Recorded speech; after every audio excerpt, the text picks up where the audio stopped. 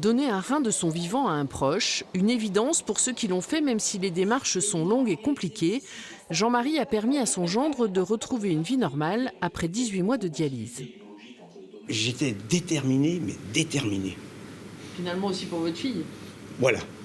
indirectement. Puis la petite. Ah oui. Non, mais c'est ça. Qu'elle ait son papa en bonne santé. C'est ça. Delphine n'a pas hésité à se lancer pour son frère, même si lui n'était pas d'accord au départ. Ce qui a été une évidence pour moi ne l'a pas été pour David, puisqu'au début, il n'a pas voulu que je lui donne mon rein. Il était inquiet pour moi, j'ai des enfants, mais moi, j'ai rien lâché. Patrice a mis plusieurs mois à se remettre du prélèvement à cause d'une hémorragie de la rate pendant l'opération, mais il ne regrette rien.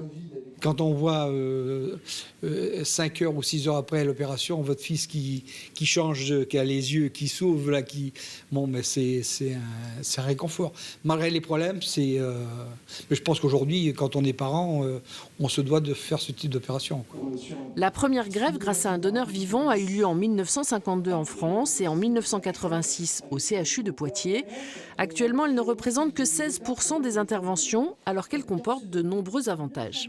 C'est une greffe qui donne les meilleurs résultats en termes de survie à long terme du greffon, parce que le gros avantage de cette greffe, c'est que le temps pendant lequel le greffon n'est pas irrigué est extrêmement bref, puisque le prélèvement et la greffe ont lieu presque simultanément.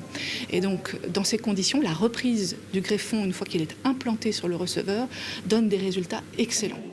L'objectif est d'atteindre 20% des greffes avec donneur vivant à moyen terme. D'ici 2026, 150 infirmiers seront déployés dans les différents services de néphrologie en France.